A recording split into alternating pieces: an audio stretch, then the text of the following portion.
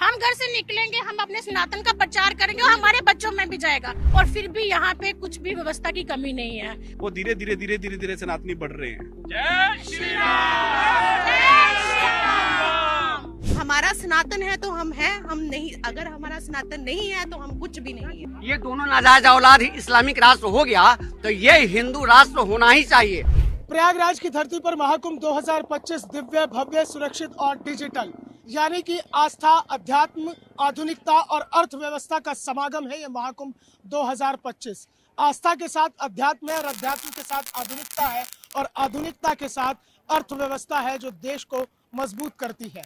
और इस महाकुंभ में पौष पूर्णिमा पर जो स्नान करने के लिए देश के कोने कोने से श्रद्धालु पहुंच रहे हैं, उसमें बहुत ज़्यादा महत्वपूर्ण हो जाता है जम्मू कश्मीर, क्योंकि धारा 370 हटने के बाद का वो जम्मू कश्मीर स्वतंत्रता और स्वच्छंदता के साथ जी रहा है।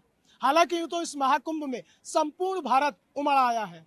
उस संपूर्ण भारत के साथ साथ विदेशी सैलानी भी यहाँ एक बड़ी तादाद में पहुंच रहे हैं और सनातन धर्म को बहुत नज़दीक से जान रहे हैं। इस वक्त न्यूज़ वन इंडिया के साथ खास बातचीत करने के लिए मौजूद है ये जम्मू कश्मीर का पूरा ग्रुप है और इनके साथ ही साथ वहाँ से लगे हुए अन्य राज्य भी हैं। पंजाब है, तमिलनाडु, कर्नाटका, महाराष्ट्र, उड़ीसा, केरला, किस किस राज्य का मैं नाम गिनाऊं जो यहाँ पर महाकुंभ में नहीं पहुंच रहा है। चलिए इनसे सीधा बात करते हैं। पहले आप जम्मू कश्मीर से हैं, उस जोश का पहले आनंद दिलाइए एक जयकारे के साथ कि जम्मू कश्मीर से जब लोग प्रयागराज की धरती पर आएंगे तो वो जोश क्या होगा आप लोगों का? जय श्री राम। माता की जय। माता की जय। मैं सबसे पहले अपने मोदी जी का और योगी जी का धन्यवाद करना चाहती हूँ कि उन्होंने इतनी अच्छी व्यवस्था यहाँ पे की है। इतनी बड़ी तादाद में दुनिया को संभालना छोटा काम नहीं है। हम आए हैं जम्मू कश्मीर से, ये मेरा तीसरा कुंभ है और मैं सभी को यही बोलना चाहती हूँ कि आप सभी सनातनी घर से निकले, अपने इस पर्व को देखें, क्योंकि हम जब अपने सनातनी निकल के घर से बाहर नहीं आएंगे, अपने पर्व को नहीं मनाएंगे, कैसे पता लगेगा कि हम हिंदू लोगों की ताकत क्या है। आज विश्व में पता चल रहा है इस महाकुंभ का क्या महत्व है। लोग दुनिया भर से आ रहे हैं, देख रहे हैं। देखो कितनी तादाद पे दुनिया आई हुई है और फिर भी यहाँ पे कुछ भी व्यवस्था की कमी नहीं है। मुझे लगता है कि लोगों को थोड़ा सा पेशेंस होना चाहिए और अपने दिल में एक आस्था लेके यहाँ पे आना चाहिए। जैसे हम आए हैं, कहते भी है ना कि आस्था जो है वो किसी सुविधा की मोहताज नहीं होती। नहीं, बिल्कुल भी नहीं है। आस्था की सुविधा हो या ना हो नहीं, अगर हम घर से निकले हैं, अपने जो एक उद्देश्य को लेके चले हैं, वो हमें यहाँ पे मिल रहा है। अगर हमें हर व्यवस्था घर की चाहिए तो फिर हम घर में बैठे हुए हैं। हमें बाहर आना है, निकलना है, हर व्यवस्था को अपने साथ लेके चलना है। जल की व्यवस्था हो रही है, नहीं हो रही है, कैसे हो रही है, कैसे नहीं हो रही है, हम लोगों को देख के चलना। अगर एक को कोई परेशानी हो रही है, मैं सभी हिंदुओं भाइयों बहनों से यही अपील करना चाहती हूँ, किसी को भी कोई परेशानी होती है, किसी को मदद चाहिए तो हम साथ में हैं और एकता में चलेंगे। एक बार जोर से नारा लगाएंगे, जय श्री राम, जय श्री राम। आपने बहुत बड़ी बात कही है कि कहीं अगर परेशानी होती तो हम लोग साथ खड़े हैं। आप लोग महर्षि कश्यप की कर्म भूमि और जगत गुरु शंकराचार्य की तपोभूमि से आते हैं और उस तपोभूमि से आने के बाद प्रयागराज की धरती पर कैसा लग रहा? बहुत अच्छा लग रहा है, क्योंकि जो आनंद इधर आ रहा है इस संगम नगरी में, वो आज तक हमने इसे भव्य दृश्य कहीं नहीं देखा।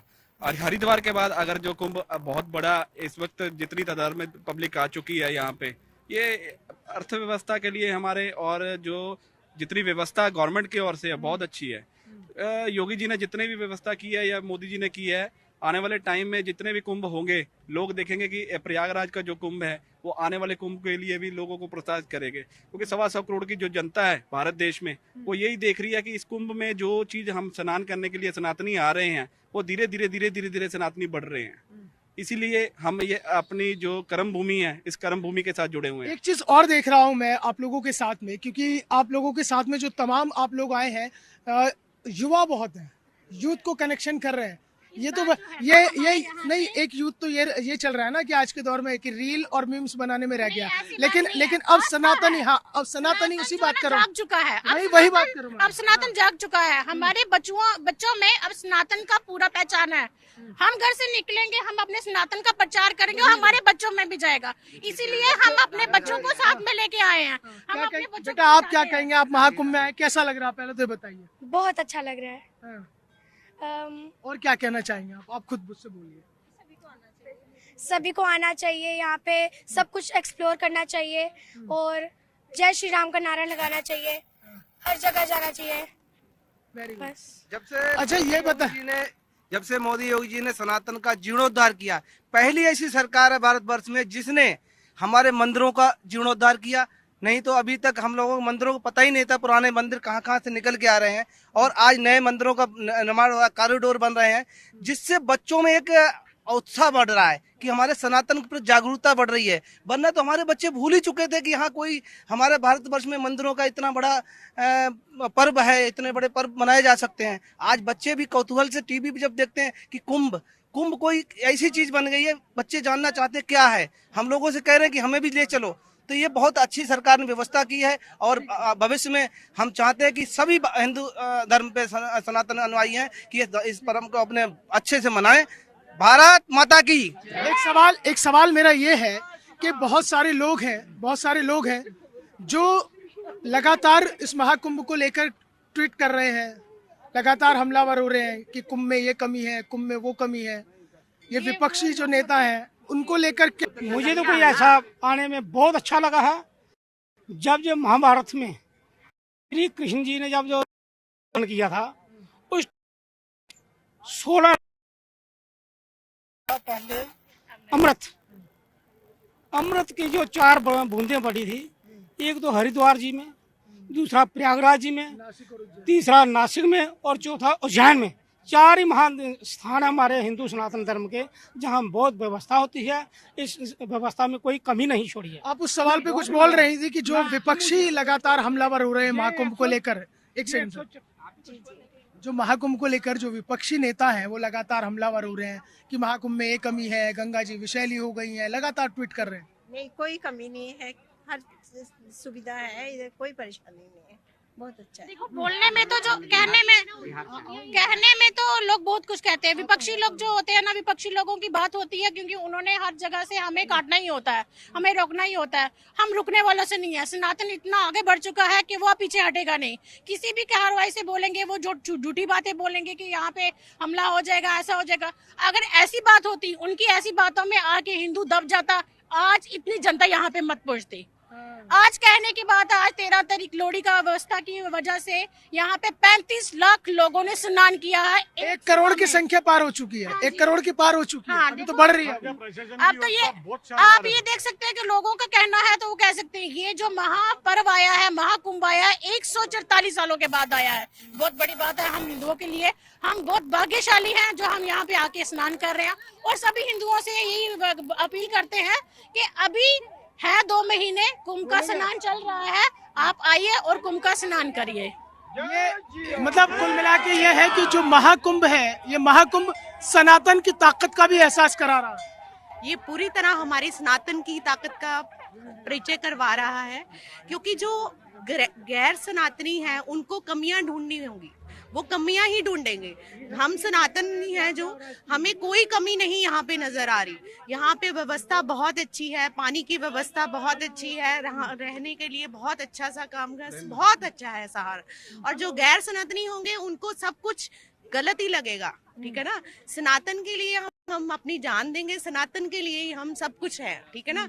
हमारा सनातन है तो हम है, हम नहीं, अगर हमारा सनातन नहीं है तो हम कुछ भी नहीं है। सनातन है तो सब कुछ है और नहीं है तो कुछ भी नहीं है। कहाँ से आए हैं? मैं जगत जननी जानकी के प्राकट्य स्थली सीतामढ़ी बिहार से आया हूँ। सीतामढ़ी बिहार से आया हूँ। क्या कहेंगे महाकुंभ की जो तैयारियां और महाकुंभ? मैं ये कहता हूँ कि इससे अच्छी व्यवस्था हो ही नहीं सकती है।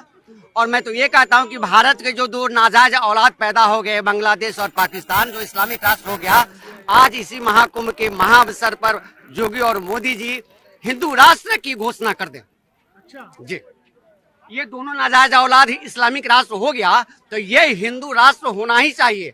और मैं सभी भाइयों, जम्मू कश्मीर, उड़ीसा, केरल, उत्तर प्रदेश, कन्याकुमारी, सारी जगह से लोग आए हुए हैं। सारे लोगों के साथ कहता हूँ, हे मोदी, हे योगी, आप इस राष्ट्र को हिंदू राष्ट्र बनाओ।